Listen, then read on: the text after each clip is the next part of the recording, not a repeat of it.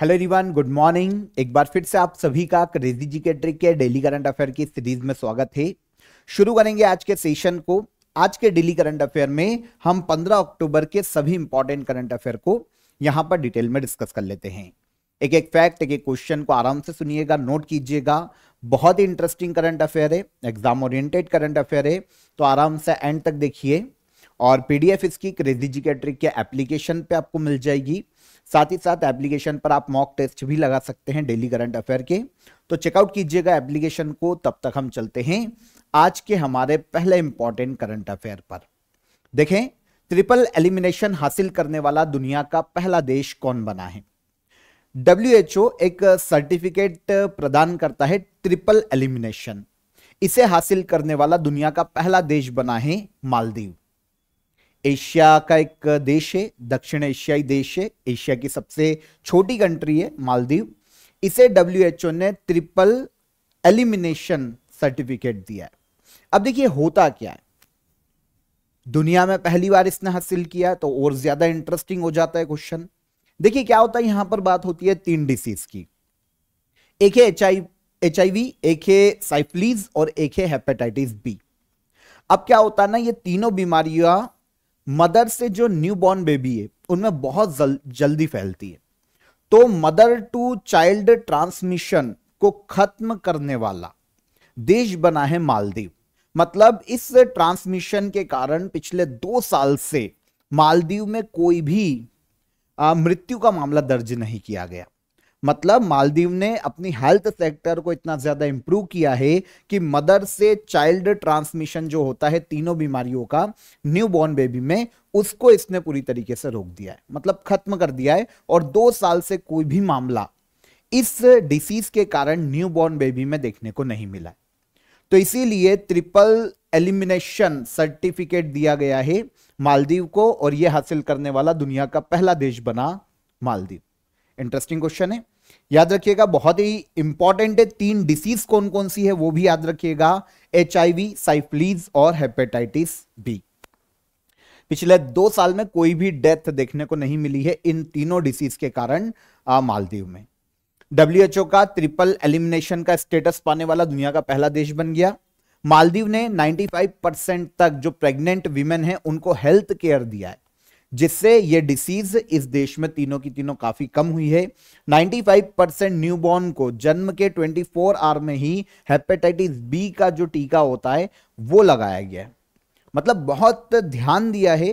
2022 से बच्चों में कोई भी HIV का या फिर साइफिलीज बीमारी का केस नहीं मिला, और 2023 से यहां पर हेपेटाइटिस बी का कोई भी केस न्यूबॉर्न बेबी में देखने को नहीं मिला।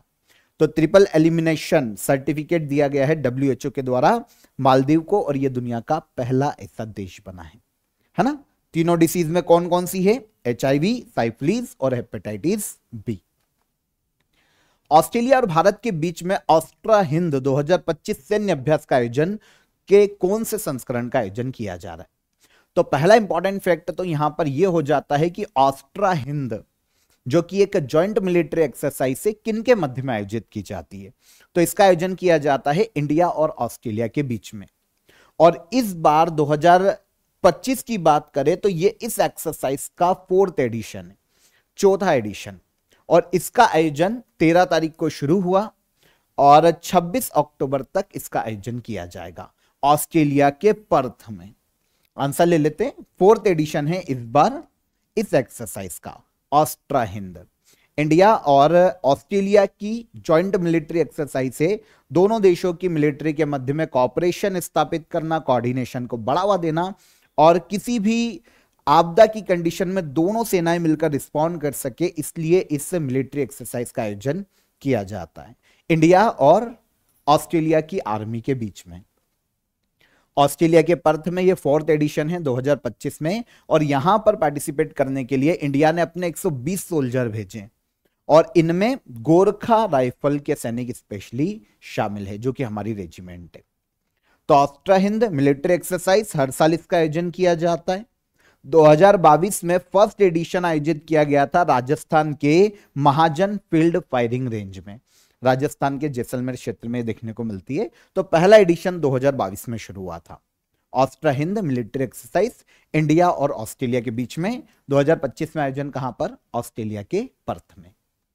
याद रहेगा। यहां पर ऑफर ऑफ द डे आप सभी को बता देता हूं। ऐसे स्टूडेंट जो कि दिल्ली पुलिस कांस्टेबल की तैयारी कर रहे हैं वो यहां पर स्टडी मटेरियल ज्वाइन कर सकते हैं। लास्ट टाइम रिवीजन के लिए ये आपको काफी मदद करेगा। ठीक है, maths, reasoning, science, computer, GK, GS, जो भी आपको दिल्ली पुलिस कांस्टेबल में सब्जेक्ट पूछे जाते हैं वो आपके यहां पर इजीली कवर हो जाएंगे। काफी इंपॉर्टेंट क्वेश्चन आपको यहां पर देखने को मिल जाएंगे एग्जाम के पॉइंट ऑफ व्यू से। और लास्ट टाइम रिवीजन के लिए ये आपके लिए एक रामबाण होगा। डिस्क्रिप्शन में मैंने आपको इसकी लिंक दे दी है दिल्ली पुलिस कांस्टेबल के लिए, आप इसे ज्वाइन कर सकते हैं। लिंक पर डायरेक्ट क्लिक कीजिए, वहां से डायरेक्ट अवेल कीजिए और कोई भी हर्डल आता है तो हेल्पलाइन नंबर पर आप कॉल कर सकते हैं। आगे बढ़े। भारत द्वारा अंटार्कटिका में अपना नया चौथा रिसर्च सेंटर बनाया जाएगा। इस अनुसंधान स्टेशन का क्या नाम है? अंटार्कटिका, देखिए अंटार्कटिका महाद्वीप है ना, दुनिया का वीरान महाद्वीप कहलाता है क्योंकि पूरी तरीके से बर्फ से ढका हुआ है। वहां पर नॉर्मली आबादी रहती नहीं है। ठीक है, दुनिया के देशों के बीच में ट्रीटी है कि अंटार्कटिका है ना वो इंटरनेशनली ओपन है, केवल रिसर्च के लिए। ओके, वहां के संसाधनों का कोई दोहन नहीं कर सकता, पर हर देश उस पर अपने रिसर्च स्टेशन लगा सकता है, रिसर्च कर सकता है। ग्लोबल वार्मिंग पर रिसर्च करना है तो कर सकता है ना, ग्लेशियर क्यों स्पीड में मेल्ट हो रहे हैं इस पर रिसर्च करना है तो कर सकता है। वहां पर कौन कौन से खनिज संसाधन है इस पर रिसर्च करना है तो वो कर सकता है ना। बायोडाइवर्सिटी, जो बायोडाइवर्सिटी अगर उस पर रिसर्च करना है पोल पर तो उस पर कर सकता है। तो इसीलिए सभी देश अपने रिसर्च स्टेशन स्थापित कर सकते हैं अंटार्कटिका पर। इंडिया ने पहले 3 रिसर्च स्टेशन स्थापित किए थे, अब चौथा रिसर्च स्टेशन को अनुमति दी है हाल ही में और यह होगा मैत्री सेकेंड। यह इंडिया का चौथा रिसर्च सेंटर होगा अंटार्कटिका महाद्वीप पर। ठीक है, तो जो मिनिस्ट्री ऑफ फाइनेंस है ना उसने अंटार्कटिका में भारत के 4th रिसर्च स्टेशन को अप्रूवल दिया। मैत्री सेकेंड इसका नाम रखा गया है और यह कंप्लीट हो जाएगा जनवरी 2029 में, वर्क करना शुरू कर देगा 2019 में।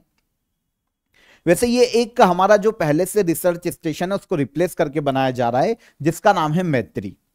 मैत्री स्टेशन 1989 में स्थापित किया गया था अंटार्कटिका पर, काफी पुराना है, तो अब इसको रिप्लेस करके मैत्री सेकेंड स्टार्ट किया जाएगा।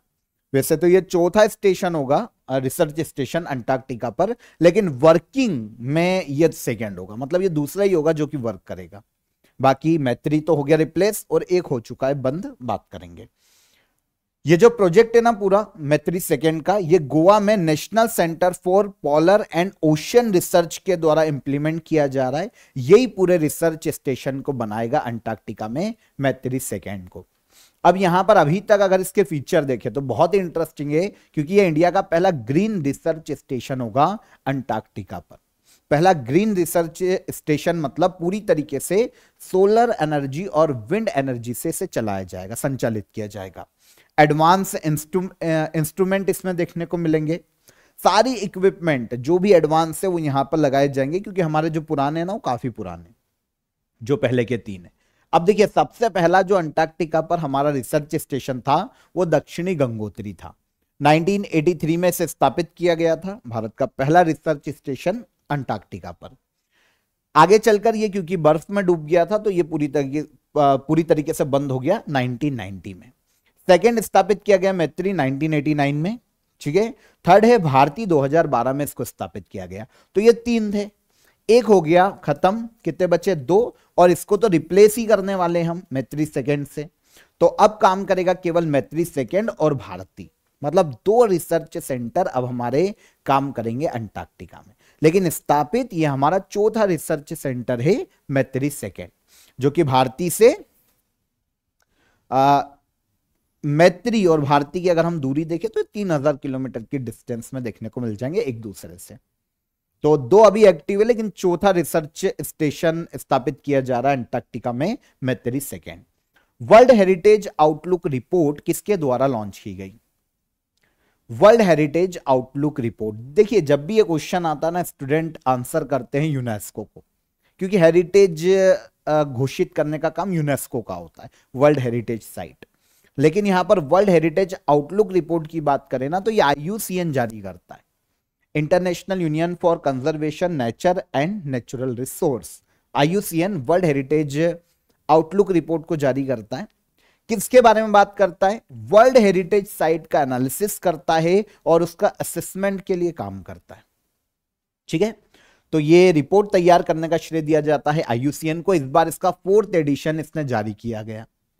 पहली बार 2014 में ये रिपोर्ट IUCN ने निकाली थी, फिर 2017 में निकाली, फिर 2020 में, और अब फाइनली 5 साल बाद 2025 में इस रिपोर्ट को जारी किया गया। नॉर्मली क्या होता है, इस रिपोर्ट में कोई रैंक वगैरह नहीं है, ये वर्ल्ड हेरिटेज साइट के डेटा को एनालिसिस करता है, इसको एनालिसिस करता है और देखता है कि भाई कौन से वर्ल्ड हेरिटेज साइट है जो सिक्योर है, सुरक्षित है, कौन सा ग्लोबल वार्मिंग का किन पर प्रभाव पड़ रहा है, या फिर अदर चीजों का से कौन से वर्ल्ड हेरिटेज साइट पर खतरा है। इन सब बातों को ये अपनी रिपोर्ट में बताता है। तो IUCN ने वर्ल्ड हेरिटेज आउटलुक रिपोर्ट में जो बोला, इसने कहा कि दुनिया की 65% वर्ल्ड हेरिटेज साइट में 2020 से इंप्रूवमेंट हुआ है, स्टेबिलिटी आई है, काम किया जा रहा है उसके संरक्षण के लिए। लगभग 80% से ज्यादा नेचुरल साइट्स में क्लाइमेट चेंज का रिस्क है। सही है, ऐसी नेचुरल साइट है 80% पूरे वर्ल्ड में जितने भी वर्ल्ड हेरिटेज साइट है, क्लाइमेट चेंज का उसमें संकट आ रहा है, प्रॉब्लम आ रही है उन हेरिटेज साइट में। 60% साइट्स बाहर की स्पीशीज के आ जाने से, जो हैबिटेट के खत्म होने से या फिर अत्यधिक दोहन से खतरे में, मतलब बाहर की स्पीशीज आ गई किसी भी क्षेत्र में, उसने उस क्षेत्र को खत्म कर दिया, बहुत ज्यादा उसका दोहन किया जा रहा है, खनन किया जा रहा है, उसके कारण खत्म हो रही है। तो दुनिया की 60% साइट्स ऐसे प्रॉब्लम झेल रही है। दुनिया की 15 साइट ऐसी है वर्ल्ड हेरिटेज की जो कि डेंजर में, मतलब रिस्क में, 15 साइट के खत्म होने का खतरा बढ़ता जा रहा है। तो ये सब अपनी रिपोर्ट में IUCN ने बोला है वर्ल्ड हेरिटेज आउटलुक रिपोर्ट में। ओके, IUCN इसे जारी करता है। 2014 में इस रिपोर्ट को पहली बार जारी किया गया था। IUCN के बारे में आपको पता होना चाहिए, नेचर है ना, नेचुरल रिसोर्सेस और जो वाइल्ड लाइफ है उनके कंजर्वेशन के लिए काम करने वाला यूनाइटेड नेशन का एक ऑर्गेनाइजेशन है। 1948 में इसकी स्थापना की गई थी। पूरी तरीके से यूनाइटेड नेशन के अंडर में काम नहीं करता, लेकिन यूनाइटेड नेशन का इसको सपोर्ट है। स्विट्जरलैंड के ग्लैंड में इसका हेडक्वार्टर है। राजान अल मुबारक इसके वर्तमान में प्रेसिडेंट के पद पर है, जो कि कोस्टा रिका से आते हैं। रिसेंटली आर्मेनिया IUCN का एक नया मेंबर बना था। IUCN में 170 से ज्यादा देश मेंबर्स के रूप में शामिल है। 170 से अधिक देशों के 1400 से अधिक ऑर्गेनाइजेशन, संगठन IUCN में सदस्य है। अभी जो नया देश जुड़ा था करंटली वो है आर्मेनिया, एक यूरोपीय देश है। चर्चित ड्यूरेंट रेखा किन दो देशों के बीच स्थित है? अभी काफी हमें कॉन्फ्लिक्ट देखने को मिला है अफगानिस्तान और पाकिस्तान के बीच में, है ना। तो ड्यूरेंट लाइन जो है वो अफगानिस्तान और पाकिस्तान के बीच में देखने को मिलती है। देखिए हुआ क्या कि पाकिस्तान जो है ना, इसकी एयरफोर्स ने अटैक कर दिया अफगानिस्तान के काबुल पर, जो कि उसकी कैपिटल है। मतभेद काफी समय से चल ही रहे हैं अफगानिस्तान और पाकिस्तान के, हम जानते ही हैं। अब इस बीच हालांकि ऑफिशियली पाकिस्तान ने ये एक्सेप्ट नहीं किया है, लेकिन ऑब्वियस सी बात है कि पाकिस्तान ने ही अटैक किया है अफगानिस्तान की कैपिटल पर। ठीक है, तो रिटेलिएट में जब रिटेलिएट किया अफगानिस्तान ने, तो अफगानिस्तान ने क्या किया कि ड्यूरेंट लाइन के आसपास जितने भी बंकर हैं पाकिस्तान के, उन सबको उड़ा दिया। तो कॉन्फ्लिक्ट देखने को मिल रहा है ड्यूरेंट रेखा के आसपास, जो कि पाकिस्तान और अफगानिस्तान की बाउंड्री है ना, जो हम यहां पर देख रहे हैं। तो ये अफगानिस्तान और पाकिस्तान की जो हमें बाउंड्री देखने को मिलती है, ये ड्यूरेंट लाइन है। ओके, इसका कुछ हिस्सा इंडिया से भी टच होता है अफगानिस्तान की बाउंड्री का। ये काफी पहले बन चुकी थी अंग्रेजों के शासनकाल में, जब पाकिस्तान भी नहीं था। तो फिर बाद में जब पाकिस्तान बना तो ये बाउंड्री चली गई पाकिस्तान और अफगानिस्तान के बीच में।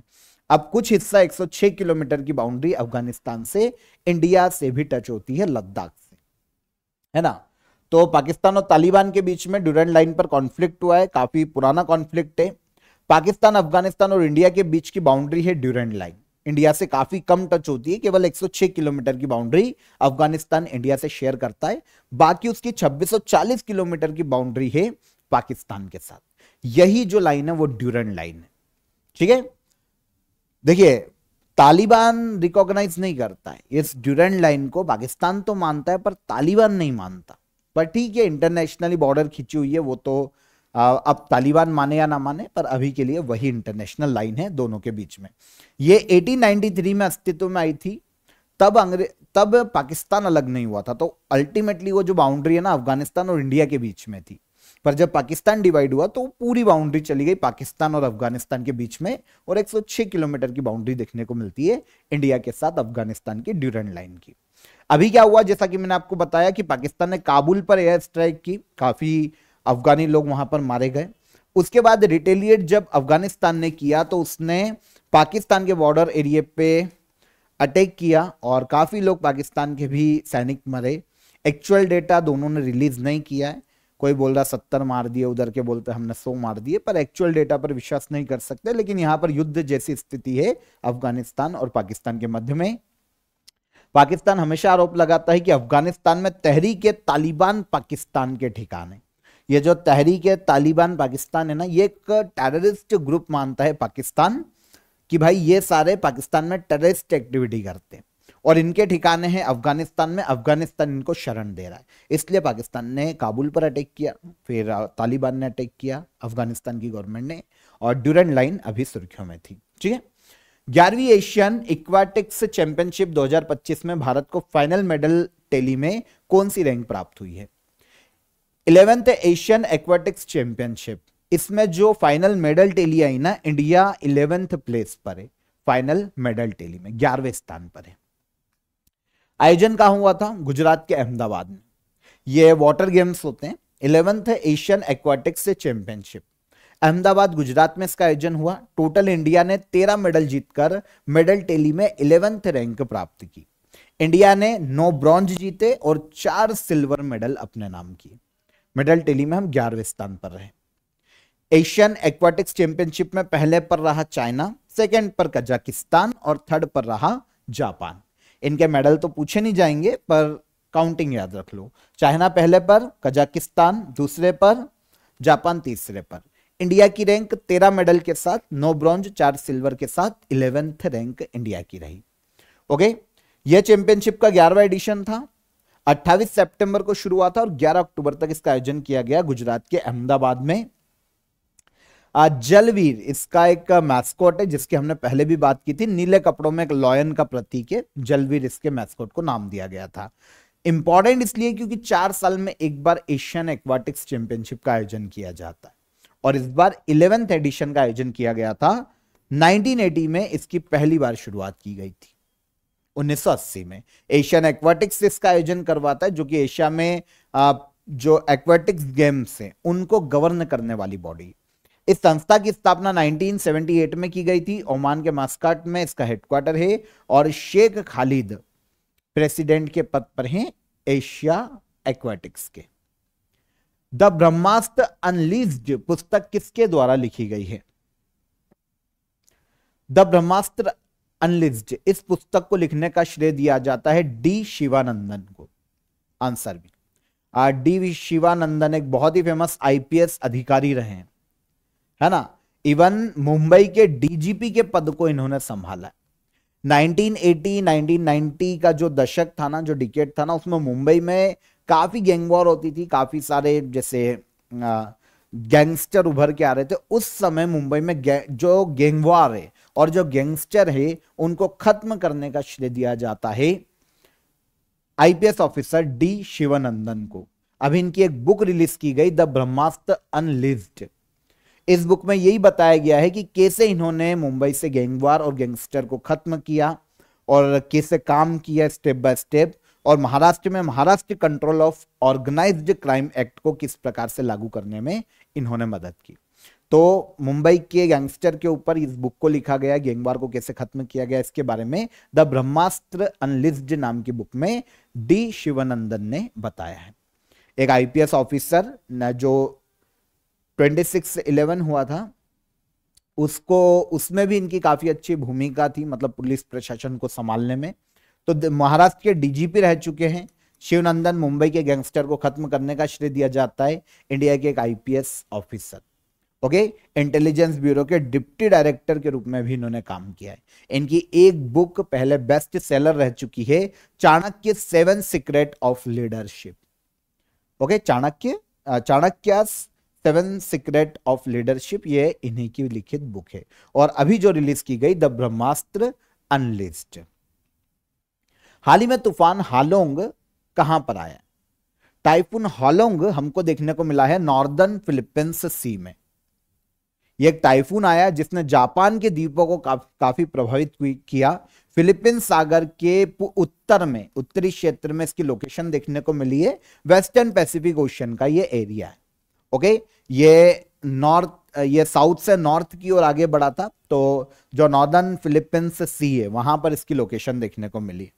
ठीक है, वेस्टर्न पैसिफिक ओशन में नॉर्दर्न फिलीपींस सी में इसका काफी इसने तबाही मचाई और इसके अलावा जापान के इजू आइलैंड को इसने काफी प्रभावित किया।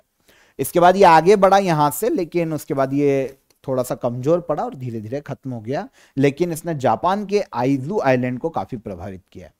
तो नॉर्दर्न फिलीपींस सी में या फिर वेस्टर्न पैसिफिक ओशियन में देखने को मिला है टाइफून हालोंग। वैसे काफी टाइफून अभी पिछले कुछ समय में देखने को मिले, मैंने आपको काफी बार बताए भी हैं, एक बार नजर डाल लेते हैं।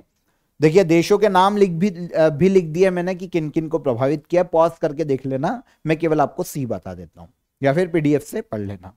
टाइफून रगासा आया था वेस्टर्न पैसिफिक ओशियन में। टाइफून तपा देखने को मिला था साउथ चाइना सी में।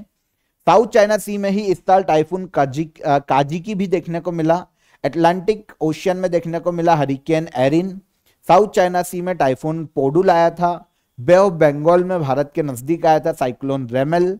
अरेबियन सी में गुजरात में साइक्लोन आसना देखने को मिला था, ये पिछले साल आया था। बे ऑफ बंगाल में ओडिशा में साइक्लोन दाना आया था। तो ये कुछ साइक्लोन है जिनको एक बार देख लेना कि किसके सागर में आए, क्योंकि ये पूछे जा सकते हैं, और देशों के नाम मैंने मेंशन कर दिए। भारत का पहला सेमीकंडक्टर इनोवेशन म्यूजियम कहां स्थापित किया गया? इंडिया का पहला सेमीकंडक्टर इनोवेशन म्यूजियम स्थापित किया गया कहां पर? तेलंगाना के हैदराबाद में। इंडिया का पहला सेमीकंडक्टर इनोवेशन म्यूजियम होगा क्या? इंडिया में सेमीकंडक्टर के आज तक का जो इतिहास रहा है वो पूरा इतिहास हमें यहां पर देखने को मिल जाएगा। ठीक है, इंडिया में म्यूजियम में भारत की जो चिप टेक्नोलॉजी है उसके इतिहास के बारे में, अभी तक का जितना भी डेवलपमेंट हुआ है उन सब के बारे में इस म्यूजियम में जानकारी मिल जाएगी। सेमीकंडक्टर चिप जो अलग अलग तरीके की है उनके बारे में लोगों को पता चलेगा। तो इंडिया का पहला सेमीकंडक्टर इनोवेशन म्यूजियम है, इनोग्रेट किया गया तेलंगाना के हैदराबाद में।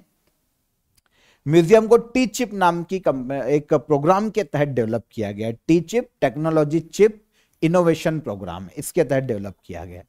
तो इंडिया का पहला सेमीकंडक्टर इनोवेशन म्यूजियम, इनोग्रेशन कहां पर? तेलंगाना के हैदराबाद में। क्या क्या देखने को मिल जाएगा? इंडिया की पहली स्वदेशी रूप से निर्मित एआई चिप यहां पर देखने को मिल जाएगी। एआई से चलने वाले ह्यूमनॉइड रोबोट जो है, जो ह्यूमन की तरह दिखते हैं, वो देखने को मिल जाएंगे। रोबोटिक पेट्स देखने को मिल जाएंगे जो जानवर है। काफी सारी चीजें, न्यू ईवी टेक्नोलॉजी के बारे में यहां पर पता चल जाएगा, और बहुत सारी, मतलब एआई चिप से रिलेटेड या सेमीकंडक्टर से रिलेटेड सारी चीजें हमको यहां पर देखने को मिल जाएगी। टी चिप पूरा नाम है technology chip innovation programme. India का एक ऐसा प्रोग्राम है जिसे संदीप कुमार मगताथाला के द्वारा शुरू किया गया है। ये तेलंगाना इंफॉर्मेशन टेक्नोलॉजी एसोसिएशन के संस्थापक है। तो तेलंगाना गवर्नमेंट के समर्थन से इन्होंने इस प्रोग्राम को शुरू किया था, और इसी के तहत पहला म्यूजियम स्थापित किया गया तेलंगाना के हैदराबाद में। ठीक है ना, पहला semiconductor innovation museum. Last question, दुनिया का पहला मल्टी सेंसर पृथ्वी अवलोकन उपग्रह भारत के किस स्टार्टअप के द्वारा लॉन्च किया गया है? इंटरेस्टिंग क्वेश्चन है। इंडिया फर्स्ट मल्टी सेंसर अर्थ और ऑब्जर्वेशन सैटेलाइट, इसे लॉन्च किया गया है एक स्टार्टअप के द्वारा जिसका नाम है गैलेक्साई। ठीक है, गैलेक्साई ये एक स्टार्टअप है जिसके द्वारा दुनिया का पहला multi sensor earth observation satellite को लॉन्च किया गया है। देखिए होता क्या है, अगर हम बात करेंगे कि multi sensor earth observation satellite क्या है, इसकी बात करेंगे तो पहले चीज तो ये कि स्टार्टअप कंपनी गैलेक्साई ने इसे लॉन्च किया, दुनिया का पहला है। सैटेलाइट का नाम रखा गया मिशन दृष्टि। ओके, 2026 में नेक्स्ट ईयर इसे लॉन्च किया जाएगा, अभी से डेवलप किया गया है। देखिए क्या होता है ना कि जो सैटेलाइट होते हैं ना, अर्थ ऑब्जर्वेशन सैटेलाइट, दो में से किसी एक प्रकार की टेक्नोलॉजी का, किसी एक प्रकार के सेंसर का उसमें यूज किया जाता है। एक होता है रडार सेंसर और एक होता है इसमें ऑप्टिकल सेंसर। दोनों में से कोई एक होगा। पहली सैटेलाइट है वर्ल्ड की जिसमें ऑप्टिकल सेंसर का भी यूज किया गया और रडार सेंसर का भी यूज किया गया है, मिशन दृष्टि इस सैटेलाइट में, है ना। अब देखिए होता क्या है, ऑप्टिकल सेंसर अगर किसी सैटेलाइट में लगे ना तो वो दिन में अच्छी इमेज ले लेते हैं, लेकिन कभी बादल हैं या रात के समय में ये काम नहीं करते, जो ऑप्टिकल सेंसर है काम नहीं करते। अब रडार सेंसर जो है वो हर मौसम रात दिन भी काम कर सकते हैं। तो अब इस सैटेलाइट में दोनों सेंसर का यूज कर लिया मिशन दृष्टि में। इससे होगा क्या, सैटेलाइट हर मौसम में हर टाइम लगातार क्लीन इमेज दे पाएंगे। जब मौसम साफ है दिन का समय तो ऑप्टिकल सेंसर का यूज किया जा सकता है, रात के समय में बारिश का टाइम में बादल है तो रडार सेंसर का यूज किया जा सकता है। तो दोनों केस में डिफेंस, एग्रीकल्चर, मौसम विज्ञान, इसके लिए एक भरोसेमंद डेटा 24 घंटे मिल पाएगा जब दोनों सेंसर का इसमें यूज किया गया। समझ में आया। तो इस तरीके से ये फर्स्ट, पूरे वर्ल्ड का first multi sensor sorry earth observation satellite है। ओके सॉरी, तो समझ में आ गया होगा। अब देखिए अगर हम पर्टिकुलर बात करते हैं एक अर्थ ऑब्जर्वेशन सैटेलाइट की, कि अर्थ ऑब्जर्वेशन सैटेलाइट क्या होता है। जो अर्थ को ऑब्जर्व करे ऐसा सैटेलाइट, निगरानी करे ऐसा सैटेलाइट। देखिए क्या होता है, एक सैटेलाइट है जो कि पृथ्वी के ऊपर कक्षा में घूम रहा है। अब वो पूरी पृथ्वी की निगरानी करता है और डेटा को कलेक्ट करता है। मेन पर्पस क्या है, पृथ्वी के सरफेस को देखना, एटमॉस्फेयर का अंदाजा लगाना, ओशियन में क्या क्या गतिविधियां हो रही है और कहीं पर लैंड चेंजेस हो रहे हैं तो उसको मॉनिटर करना। ये सारे काम एक अर्थ ऑब्जर्वेशन सैटेलाइट के होते हैं। जब ये डेटा देता है ना, जब ये इमेजेस देता है, डेटा होता है, तो साइंटिस्ट और गवर्नमेंट दोनों के लिए काफी उपयोगी होता है। जो इमेजेस दे रहा है, जो परिस्थितियां ये बता पा रहा है, काफी, जैसे फॉर एग्जांपल वेदर फॉरकास्टिंग में कहां पर बाढ़ जैसे हालात है, कहां पर बारिश तेज आएगी, है ना, रेड जोन कहां पर बनेगा बारिश का, कहां पर बाढ़ आ सकती है, इन सब के बारे में मौसम का पूर्वानुमान मिल जाएगा। डिजास्टर मैनेजमेंट किया जा सकता है, जब फ्लड के बारे में पता चल जाएगा, साइक्लोन कहां बन रहा है इसकी इमेजेस मिल जाएगी। नेचुरल डिजास्टर के दौरान प्लानिंग करने में मदद मिलेगी। किसी को रेस्क्यू करना है तो हम पहले ही रेस्क्यू कर पाएंगे। इसके अलावा एग्रीकल्चरल मॉनिटरिंग के लिए काम आएगा। जो क्रॉप से उनकी हेल्थ के बारे में पता चलेगा, सॉइल में कितना मॉइस्चर है, हवा में कितना मॉइस्चर है, कितनी नमी है, वो जो क्षेत्र है किस फसल के लिए उपयुक्त है, ये सारी चीजें यहाँ पर पता चल जाएगी। अर्बन प्लानिंग के लिए इसका यूज किया जाता है, एनवायरमेंटल मॉनिटरिंग के लिए इसका यूज किया जाता है ना। बहुत सारी चीजें पता चलती है। पॉल्यूशन के बारे में हम देख सकते हैं, ग्लेशियर कितने मेल्ट हो रहे हैं, इन पर नजर रख सकते हैं। ग्लोबल वार्मिंग के बारे में पता चलता है। तो जो एक अर्थ ऑब्जर्वेशन सैटेलाइट होते हैं ना, वो काफी काम के होते हैं। आया समझ में। तो बहुत सारे इसके काम है। अब जो दोनों सेंसर के साथ पहली बार जो सैटेलाइट बनाया है वो बनाया है गैलेक्सी आई ने। एक डिफेंस और स्पेस स्टार्टअप है, कर्नाटक के बेंगलुरु में इसका हेडक्वार्टर है। 2021 में इसकी स्थापना की गई थी और सुयश सिंह इसके फाउंडर और सीईओ के पद पर है। तो ये सारे इंपॉर्टेंट न्यूज थी आज की 15 अक्टूबर की, डिटेल में हमने डिस्कस कर ली। अब हम लास्ट डे के करंट अफेयर को रिवाइज कर लेते हैं एक बार। 2025 में इकोनॉमिक्स का नोबेल प्राइज किसे दिया गया है, तो यह दिया गया है सभी को, जॉयल मॉकिर, फिलिप्स एगियन, पीटर हॉविट, तीनों को। फिल्म फेयर 2025 में बेस्ट एक्ट्रेस का पुरस्कार किसे दिया गया, तो यह दिया गया आलिया भट्ट को। सेशल्स देश के नए प्रेसिडेंट कौन बने, तो ये बने हैं Patrick Herminie. Right to disconnect bill लाने वाला भारत का पहला राज्य बना केरला। भारत ने पहली बार कानूनी रूप से बाध्यकारी ग्रीन हाउस गैस उत्सर्जन तीव्रता लक्ष्य नियम 2025 कितने सेक्टर के लिए जारी किए, तो 4 सेक्टर के लिए। अंतर्राष्ट्रीय आपदा जोखिम न्यूनीकरण दिवस हर साल कब मनाया जाता है, तो यह 13 अक्टूबर को मनाया जाता है। IUCN कैंटन मिलर अवार्ड 2025 जीतने वाली पहली भारतीय कौन बनी, सोनाली घोष। पहली आर्चरी प्रीमियर लीग के विनर कौन है? तो ये है राजपूताना रॉयल्स। महिला ब्लाइंड फुटबॉल वर्ल्ड कप 2025 का खिताब किसने जीता है? तो ये जीता है अर्जेंटीना ने। 107 डेज पुस्तक किसके द्वारा लिखी गई है? इस बुक को लिखा है कमला हैरिस ने। ये सारे करंट अफेयर हो गए हमारे कल के सेशन के। अब क्वेश्चन ऑफ द डे का हमारा आंसर। पहला क्वेश्चन था, दक्षिण भारत के मंदिरों के प्रांगण में बनाए गए ऊंचे द्वारों को क्या कहा जाता था? तो इन्हें कहा जाता है गोपुरम। उस्ताद अकबर अली खान को किस वाद्य यंत्र में उनके योगदान के लिए जाना जाता है? तो ये सरोद वादक थे, बहुत ही फेमस। एमएस वर्ड में मैन्युअल रूप से सेट किया जा सकने वाला अधिकतम फॉन्ट आकार जो होता है 1638 होता है, 1638। ओके, ये तीनों क्वेश्चन के हमारे आंसर, सभी के लगभग सही आंसर आए थे कमेंट बॉक्स में। अब आज के क्वेश्चन ऑफ द डे आराम से देखो, कमेंट में आंसर कीजिएगा। कौन सा प्रोटोकॉल इंटरनेट में रिमोट लॉगिन के लिए प्रयोग किया जाता है? मोहिनीअट्टम किस राज्य का शास्त्रीय नृत्य है? और कौन सी पंचवर्ष योजना पीसी महालनोबिस मॉडल पर आधारित है? तो ये तीनों आज के हमारे current affair question of the day हैं।